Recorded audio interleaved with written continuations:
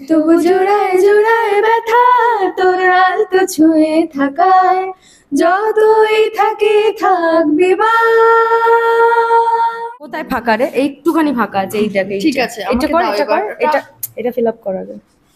ব্যাস। In general Aratrika কেমন অভিনেত্রী যদি আমাকে কেউ জিজ্ঞাসা করে অফ স্ক্রিন, আমি একই কথাই বলবো, আগেও বলেছি এখনো বলছি।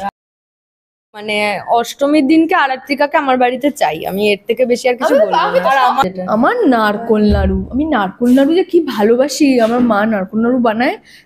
শ্বশুরবাড়ির নিয়ম আছে দশমীর দিনকে, মানে মা দুর্গা ভাসান হওয়ার আগে একদম খাসির মাংস খাইয়ে হয়। তোকে নাড়ুটা বুক করলো, তুই কেকটা বুক কর। আমি নাড়ু বুক করলাম, তুমি আমার কেক, ঠিক আছে? আমার জন্মদিন আসছে ডিসেম্বরে। পুজো পার্টিসিপেট বলতে আমি পুজোর কোনো কাজ করতে পারবো না, মানে ছোঁয়াছুঁয়ের প্রবলেম নেই, কিন্তু ওই বরণ করা, অঞ্জলি দেওয়া, এগুলো পুরোহিত বলেছেন করতে পারবো না। শুধু এটুকুই বলবো যে দুই বোনকে কখনোই ভাববেন না যে একে অপরের শত্রু। বাবার মৃত্যুর রিভেঞ্জ নেওয়া। ও একটু হাই হাই করে জ্বালিয়ে পুড়িয়ে শেষ করে দেবে ওটা, আর আমি বলবো যে না, যা করবি খুব মাথা ঠান্ডা রেখে একদম আইনি লিগালি করতে হবে। এরকম দর্শককে একটাই কথা বলবো, দেখতে থাকুন জোয়ার ভাটা, সোম থেকে শনি রাত 9টায় জি বাংলায়। সিরিয়ালের ক্যামেরা সত্যি সত্যি তাই। আমাদের আর্টিস্ট তো সিনেমার আর্টিস্ট। এইটাই হয়। নমস্কার, আমি প্রাতশ্রী, আর প্রাতশ্রী আপনাদের সবাইকে স্বাগত। প্রাতশ্রী না, ভুলে গেছিলাম, শ্রী জানি তো, ওই জন্য আমি প্রাতশ্রী নামটা করেছি। এতগুলো স্ত্রীর মধ্যে না সবাই কেমন যেন হারিয়ে যাচ্ছে। তো ফাইনালি দুজন মানুষকে পেয়ে গেছে, আমার ভীষণ পছন্দের দুজন অভিনেত্রী। মানুষ বল, আর কি বলবো বলো? তোমরা বলো, তোমরা বলো না, তোমরা বলো। ভালো ভালো বলো, চুপ চুপ বলো। একদম সব ভালো হবে, খুব ভালো হবে। আচ্ছা, কেমন আছো? আপনার হাতে ভালো আছি, খুব ভালো আছি, খুব ভালো আছি। মানুষজন এত ভালোবাসছেন, জোয়ার ভাটা ভালো না থেকে উপায় আছে কোনো? ভীষণ ভালো আছি। এখন একটু হেসে নিচ্ছি, কারণ এইটাই বোধহয় উজি, না উজির শেষ হাসি মনে হয়। উজির জীবনে ওই যে এত মিষ্টি মেয়েটা একটা উজি, তার জীবনের শেষ হাসি বোধহয় এটাই। না শেষ হাসি না, আমি আছি তো, তোকে আবার হাসাবো। এরপর থেকে তো অগ্নিকন্যা শুরু হবে। ইয়েস, দুই বোনের ফাইট। না দুই বোনের ফাইট না ওর মতো। ও তো প্রথম আমরা দুজনেই যা করব, ও তো ডে ওয়ান থেকেই মানুষ ওর এই শেডটা দেখেছে, ডে ওয়ান থেকে। আমার এটা দেখেন, এটা আনএক্সপেক্টেড। আমাদের দুজনেরই এখন মানে মোটামুটি রাস্তা এক আপাতত, মানে বাবার মৃত্যুর রিভেঞ্জ নেওয়া। ও একটু হাই হাই করে জ্বালিয়ে পুড়িয়ে শেষ করে দেবে ওটা, আর আমি বলবো যে না, যা করবি খুব মাথা ঠান্ডা রেখে একদম আইনি লিগালি করতে হবে। এরকম জ্বালিয়ে পুড়িয়ে দিয়ে ভেতরের আগুন নেভানো যায় না। মানে একদম মারকাটারি লোক দর্শক দেখতে পাবে। কি কি এখন কিছু যে বিয়ের বেশি আছে, এখন কি চলছে? এখন এই তো সদ্য আমাদের বাবা চলে গেছে, বাবার মৃত্যুর জন্য যারা দায়ী তাদের ডান হাতটা করে দিবি, দাঁড়া, এই হাতটা আমি বা হাতটা আমার চলে আমার সবসময় তো এইটাই চলে না। হ্যাঁ, না ও খুব হেল্প করে আমার, আমিও করি মাঝে মাঝে। না মাঝে মাঝে না, সব করি। দুজনে আমরা হিসেব করে ধরি করি, দুজনে হেল্প করি। যখন যেটা এই যে হাত থেকে পেন ছিনিয়ে নিচ্ছে, বুঝতে পারছো না, কুচকুচ করছে তো মন। হ্যাঁ, মাঝখানে গ্যাপ রয়ে যাচ্ছে, আমার এটা দেখলে একটু কেমন শরীর খারাপ করে। এখন বাবা চলে গেছে না, হাত ফাত এখন বেশি প্রপার থাকবে না। ঠিক আছে, তাহলে তুমি আমার সামনে করো না, এরকম করিস না। সিডি তো আমার আছে, তোর তো নেই। কোথায় ফাঁকা রে? একটুখানি ফাঁকা আছে, এইটাকে। ঠিক আছে, এটা কর, এটা ফিল আপ করা যায়। ব্যাস, এবার এটা কর। হ্যাঁ বলো, তোমরা। চলছে এইভাবেই, একদম চলছে। আচ্ছা, এই যে শ্রুতিদির, এই যে তোমার একটা অন্য রকম চরিত্র, আর দর্শকদের ভালোবাসা তো প্রচুর পাচ্ছে, কি মনে হয়েছিল তোমার প্রথম যখন এই অফারটা পেয়েছিলে? কি মনে হয়েছিল যে পুরো একদম অন্য রকমের চরিত্র? হ্যাঁ, একেবারেই অন্যরকম চরিত্র, আর করতে খুব মজা লাগছে, কারণ আমি এরকম গ্রে শেডের কাজ করিনি কখনো। মানে আমি অলওয়েজ জানতাম যে সিরিয়ালের অ্যান্টাগনিস্টরাই বোধহয় গ্রে শেড পায়, কিন্তু দুজন প্রোটাগনিস্ট একসাথে, তার মধ্যে একজনের গ্রে শেড, এবং ওরও একটা ভয়ঙ্কর শেড আসতে চলেছে, মানে অলরেডি দর্শক হয়ে গেছে ব্যাপারটা। তো বোধহয় টেলিভিশনে প্রথম কোনো কাজ এরকম হচ্ছে যে গতানুগতিক দুই বোনের গল্প এটা নয়। তো দুই বোনই আমরা দুজন স্বভাব চরিত্রে আলাদা হলেও কোথাও গিয়ে আমাদের মানে কি বলবো, আমাদের হৃদয়টা একটাই। এবার আমাদের এক্সপ্রেশন গুলো আলাদা, মানে কেউ রাগটা একভাবে দেখায়, কেউ অন্যভাবে দেখায়, কিন্তু আলটিমেটলি রক্তটা তো একই, মানে বাবা মায়ের এক্সপ্রেস করার মানে আমাদের দুজনের বাবা মা সেম, তো দুটো মেয়ে যতই স্বভাব চরিত্র আলাদা হোক, দুটো মেয়ে কোথাও গিয়ে তো কানেক্টেড সব সময়। শুধু ধরনটা আলাদা। এবার হ্যাঁ, মনের ভাব প্রকাশ করার ধরনটা আলাদা, এর বাইরে আমাদের কোনো অমিল নেই জীবনে। মানে যদি কখনো গল্পের স্বার্থে বা চরিত্রের স্বার্থে দুই বোন মুখোমুখি হয়, যেটা আমাদের গল্প, তাও কোথাও গিয়ে আমাদের ভেতরটা ফাটবে, হৃদয়টা ফাটবে, যে দিদির এগেনস্টে আমাকে যেতে হচ্ছে, বা আমি বলছি বোনের এগেনস্টে যাবো। তো যাই হোক, সেটা তো বড় গল্প। শুধু এটুকুই বলবো যে দুই বোনকে কখনোই ভাববেন না যে একে অপরের শত্রু। মানে আমরা যদি একে অপরের বিরুদ্ধেও বা কখনো যাই, সবসময় জানবেন যে ভেতরটায় কিন্তু নিশা আর উজি একে অপরকে ছাড়া কিছু বোঝে না। আর তোমার এই চরিত্র কি বলবো? আমার চরিত্রের শেড এখনো পর্যন্ত দর্শক দেখেনি। আচ্ছা, আজকের পর দেখেছে দেখবে না, ভালো দেখেনি, করে। এটা ভুল বললাম আমি।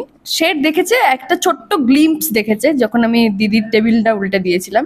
আমি পোস্টও করেছিলাম, এটা লিখেছে এটা আমার ফিউচারের একটা গ্লিম্পস, ছোট্ট। কিন্তু এই মেয়েটা না, মানে দেখবে নর্মাল মেয়েরা যেরকম হয়, আমার বাবা যেরকম, আমি বাবার আদর্শের মতোই আর কি। মানে আমার বাবাকে দেখেছি যেখানে সহজ সরল মানুষ, টাকা দেবেন বলেছেন বাকি টাকা দিয়ে দেবেন, বিশ্বাস করে নিয়েছেন। আমিও এরকমই মানুষ আর কি, সহজভাবে পৃথিবীটা বাঁচতে ভাবছি যে বাঁচা যায়, সহজভাবে আইডিয়ালি বাঁচা যায়। তো সেই জন্য আমি এরকম ভাবে চলছি। কিন্তু অর্ডিনারি তো আজকে আমার নাইট হচ্ছে, আর কি করবো, নাইট না করলে টেলিকাস্টটা আপনারা দেখবেন কি করে বলুন? যাই হোক, তো সে দেখেছে একটা ছোট্ট গ্লিম্পস দর্শক, কিন্তু আমার পুরোপুরি শেড এখনো দেখতে পাইনি। কিন্তু আমি বলবো যে উজির যা চরিত্র, সেই চরিত্রের আপনারা এখনো কিছুই দেখেননি, কিচ্ছু দেখেননি। এই যে বাবা, জানি না বাবার কি হবে, এই যে বাবা চলে যাবেন না জানি না, চলে গেলেন, যাই হোক চলে গেছে এতক্ষণে। আচ্ছা আচ্ছা আচ্ছা, টেলিকাস্ট হয়ে গেছে। আচ্ছা, তো বাবা চলে যাওয়ার পরে আমাদের গল্প শুরু আমাদের গল্প শুরু। তবে আমার একটা খুব মাথায় চাপ ছিল, চাপ না, একটা ছিল যে মিঠিজোড়াতেও আমার বিয়ের দিন বাবা মারা গেছিল, আমাকে এটা অ্যাক্টিংটা আলাদা করতে হবে, ভেরিয়েশন করতে হবে, মানে পুরোপুরি একদম যেরকম একই রকম না হয়। বাবা মারা যাওয়া, সেখানে একটা দায়িত্বশীল মেয়ে যেরকম হবে, একটা মানে ছটপটে, মানে ইমোশনটা তো একই হয়। তো সেই জায়গা থেকে আমার খুব ভয় ছিল, কিন্তু তারপরে দর্শকরা বা আমার যিনি আমাদের গাইড করছেন, তিনি সবাই মিলে বললেন যে না, কোনো দিক থেকেই কোনো লাগেনি, ওটাতে অনেক বেশি চরিত্রটাই যেহেতু ডিফারেন্ট ছিল, তো বিষয়টা একদম আলাদা লেগেছে। তো এইটাই আমি খুশি। দুই বোনের কাজ করে অভিজ্ঞতা কেমন হচ্ছে একসাথে? ফাটাফাটি। ফাটাফাটি। আর আরাত্রিকের কাজ ফাটাফাটি। দেখো, আমি এটুকুই বলতে পারি যে মানে আমার পছন্দের অভিনেত্রীদের মধ্যে আরাত্রিকা মাইতি একজন ছিলই, সেটা আরাত্রিকা নিজেও জানে। কারণ অগ্নিশিখা হোক কি আমাদের খেলনা বাড়ি হোক কি মিঠিজোড়া হোক, আমি সবসময় ওকে ভালো সিন দেখে মেসেজ করতাম অলওয়েজ। তো যখন আমি শুনলাম যে আমার সাথে আরেকজন নায়িকা আরাত্রিকা, তো আমি খুব খুশি হয়ে গেছিলাম। যে হয় না, একটা ভালো অভিনেত্রীর সাথে কাজ করলে কি হয়, মানে অপোনেন্ট স্ট্রং হলে কাজটা জমে। মানে সেখানে ও এত অল্প বয়সে এত সাকসেসফুল এবং এত ভালো। সব থেকে বড় কথা হচ্ছে ওর ব্যাপারে একটাই কথা বলবো, যে ওর বয়সী অনেক মেয়েই দেখি বা দেখেছি, কাজ করেছি একসঙ্গে, হয়তো প্যারালালি করিনি কারোর সঙ্গে, ক্যারেক্টার যারা করেছেন ওর বয়সে অনেককেই পেয়েছি। ডেডিকেশন, হার্ড ওয়ার্ক, সেটা আমি ওর থেকে একটু বড় হয়েও আমি শিখেছি যে কতটা ডেডিকেটেড ও। না, তুই জানিস, আমি তোকে বলি সেটা, মানে প্রচন্ড হার্ডওয়ার্কিং একটা মেয়ে, সেটা আমার ভালো লাগে। বেশি গম্ভীর দিকে চলে যাবো না। না গম্ভীর না, ফ্যাক্ট মানে এটা আমি ওর সাথে কাজ করছি বা জোয়ার ভাটার সঙ্গে অ্যাসোসিয়েটেড বলে নয়, ইন জেনারেল আরাত্রিকা কেমন অভিনেত্রী যদি আমাকে কেউ জিজ্ঞাসা করে অফ স্ক্রিন, আমি একই কথাই বলবো, আগেও বলেছি এখনো বলছি। আরতির অভিজ্ঞতা কেমন হচ্ছে? ওফ, এটা কোনো বলতে, এটা কিছু মানে আমি বলছি না, মানে ধরো আমাদের দুজনের না কোথাও গিয়ে মানে কম্পিটিশন নেই। কেন জানো? কারণ কম্পিটিশন হতেই পারে না, আমাদের দুজনের চরিত্রটাই পুরো আকাশ পাতাল। আমি দিন, তুই রাত, একদমই আমি ভোর, একে তুই অপরের চাঁদ। পরিপূরক, আমরা একে অপরের পরিপূরক, কিন্তু আমরা এটা কোনো দিক থেকে আমাদের প্রকাশ করা এক না। না। কোথাও গিয়ে একজন বাবার মৃত্যুতে হাঁ হাঁ করে কাঁদলে একজন চুপচাপই থাকবে, কোথাও গিয়ে একজন পাগলের মতো মাংস খেলে আরেকটা মেয়ে খেতে পারবে না, কারণ সে তার বাবা মারা গেছে অসহ্য। সেই জায়গা থেকে দায়িত্ব পালন করা, একজন গিয়ে জ্বালিয়ে দেবো পুড়িয়ে দেবো সবকিছু, বাবা মারা গেছে মানে শেষ করে দেবো, স্বাভাবিক, মানে আমাদের বাড়িতেও ধরো একটা মা বাবার দুটো সন্তান, এই হাতের 5টা আঙুল যেমন সমান নয়, আমাদের ভাই বোনরা এক নয়। আমার মা বাবারা যেমন সবাই দেখেছি 2-3টে করে ভাই বোন, মাসি একরকম, মামা একরকম, মা একরকম, কাকা একরকম, জেঠু একরকম, পিসি একরকম, বাবা একরকম। সো দিস ইজ লাইফ, মানে এটাই নিয়ম, এটাই। চুয়াপাড়া থেকে একটুখানি বেরিয়ে সামনেই পুজোর কি প্ল্যান? কোনো প্ল্যান আছে ম্যাডামের শপিং? আমি একদিন গেছি কিন্তু আমি সব, বিশ্বাস করো, আমি সব সাদা রঙের হোয়াইট শার্ট আর হোয়াইট ফ্রক এগুলো কিনেছি। মা বলছে তুই এগুলো, না কেন নেই, আছে, এই যে কাজ করছি এর থেকে বড় রং আর জীবনে কি হতে পারে? সেই তো, হ্যাঁ না, সেই তো। কিন্তু আমার সাদা রংটা খুব পছন্দের, আর আমি জানি না আমার চরিত্রটাও আমি সেরকমই পেয়েছি, যে সাদা পরে একটু হালকা কালার পরে, আমি সবসময় একটু হোয়াইট পরতে ভীষণ ভালোবাসি, তো সাদাই কিনেছি সব। আর আমি এমন কিনেছি সব ক্যাজুয়াল কিনেছি। মা বলছে তুই এগুলো পরে যাবি তো প্যান্ডেলে দেখতে? যাবি তো? না আমি জানি না, কিনেছি তো। শপিং অ্যাজ সাচ কিছু হয়নি, মায়ের শাড়ি কেনা হয়নি, শুধু ঠাকুরের শাড়ি কিনেছি। হ্যাঁ, তো মানে ঠাকুরের বলতে আমার বাড়িতে পুজো হয় না ডেফিনেটলি, কিন্তু আমার একটা মন্দির আছে, আমার নিজের মন্দির, হ্যাঁ নিজের মন্দির বলা যায় আর কি সেটা। তো সেখানে মা তারার পুজো হয়, নর্মাল কালী পুজো হয়, দুর্গা পুজো বলু, সেখানেই আমরা দিই আর কি। তো সেই ঠাকুরকে, মা কালীকে আমরা শাড়ি, শুধু ওনার শাড়িটাই কেনা হয়েছে, আর কারোর শাড়ি কেনা হয়নি, মায়েরও কেনা হয়নি। আমার তো শাড়ি অঞ্জলি, আমি তো শাড়ি পরেই অঞ্জলি দিই, শাড়িও কিনিনি। কি যে কিনবো, কবে যে কিনবো, ওই পুজো জানি না কি হবে। এই তো যাবো ওর বাড়িতে পুজো দিতে, আমার বাড়িতে যাবে তো অঞ্জলি দিতে। আমি জানি না, মানে অষ্টমীর দিনকে আরাত্রিকাকে আমার বাড়িতে চাই, আমি এর থেকে বেশি আর কিছু বলবো না। আর আমাদের অষ্টমীর না, এখন ওর পুজোর প্ল্যান জিজ্ঞাসা করছে বলে বললাম যে বাবা মার সাথে যাবো, মানে হ্যাঁ, একদম, হ্যাঁ মানে আমার প্ল্যান বলতে দেখো, এবছর আমি তো অঞ্জলি দিতে পারবো না, কারণ আমি বললাম আমার জেঠু মারা গেছেন কালো সৌদ। এবার বাড়ির পুজো পার্টিসিপেট বলতে আমি পুজোর কোনো কাজ করতে পারবো না, মানে ছোঁয়াছুঁয়ের প্রবলেম নেই, কিন্তু ওই বরণ করা, অঞ্জলি দেওয়া, এগুলো পুরোহিত বলেছেন করতে পারবো না। তো কিন্তু আমি থাকবো অবশ্যই, বাড়ির পুজো যা হয়। আর আমার শপিং বলতে আমার বাড়ির মা দুর্গার নথটা কেনা হয়েছে, যেটা এবছর মানত ছিল আমার মায়ের। প্রত্যেক বছর তো কিছু না কিছু হ্যাঁ, আগের বছর সোনার টিপ ছিল, আর এই বছর নথ মায়ের। আর প্রত্যেক বছর মাই আমার মানত করে, তো মা এবারে নথ দিয়েছে। ভীষণ গেছিস তো তোরা? তো নথ, এবার শুধু শপিং বলতে মায়ের নথ কেনা হয়েছে, আর মানে একটা সুতোও কেনা হয়নি। এবছর নাকি কিনতে নেই নতুন কিছু। তো ওয়েস্টার্ন না ইন্ডিয়ান? আমি তো অলওয়েজ ইন্ডিয়ান, আমি ওয়েস্টার্ন পরিও না খুব একটা, রেয়ার। আমিও তাই, আমি তো নিজে, শ্রুতিদি তো জানে, মানে আমার চরিত্রের জন্য আমি পার্সোনাল বাড়ি থেকে নিয়ে আসি আনারকলি, কারণ ওই টাইপের আমি নিজেও পরি।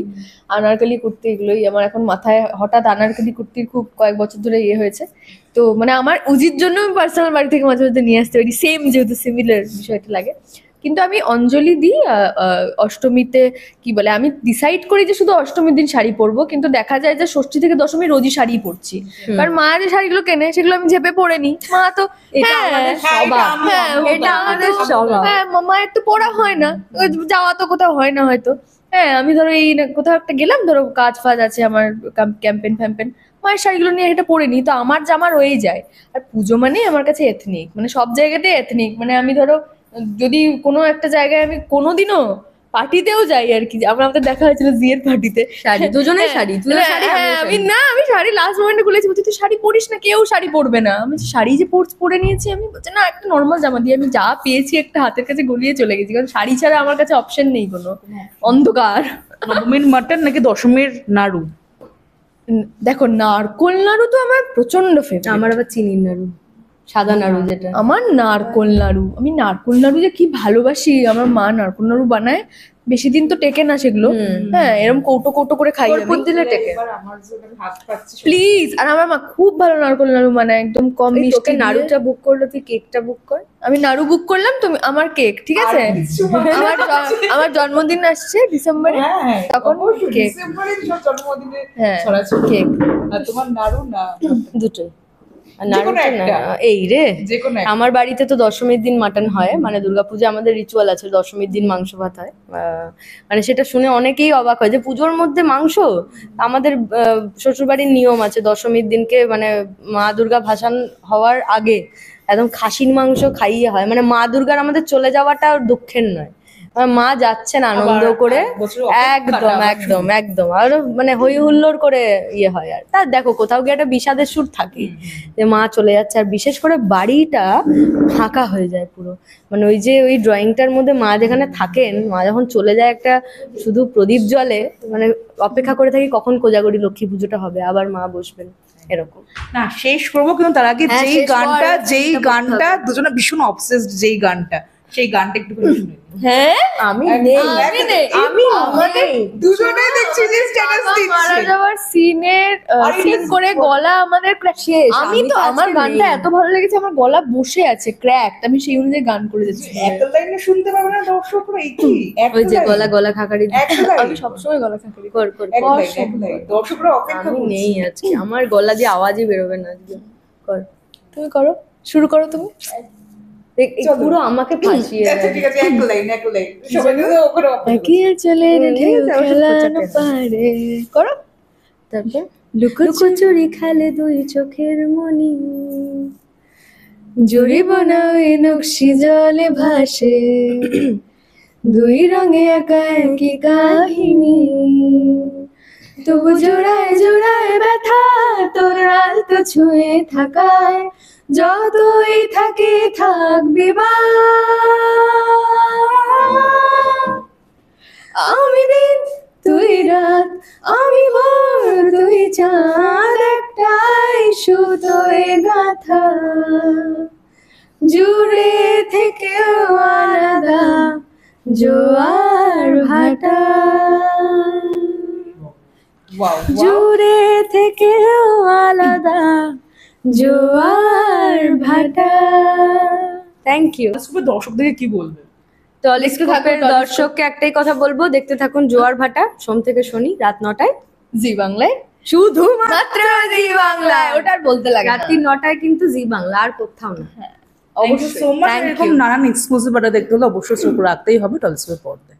আমাদের ভিডিও ভালো লাগলে লাইক এবং শেয়ার করুন, কমেন্ট সেকশনে গিয়ে জানান আপনাদের মতামত। কোথায় থেকে দেখছেন সেটাও আমাদের জানাবেন, তাহলে আমরা বুঝতে পারবো কত দূর আমরা পৌঁছতে পারলাম। আরও ভিডিও পেতে আমাদের চ্যানেলটি সাবস্ক্রাইব করুন এবং প্রতি মুহূর্তে আপডেট পেতে প্রেস করুন পাশে থাকা বেল আইকন।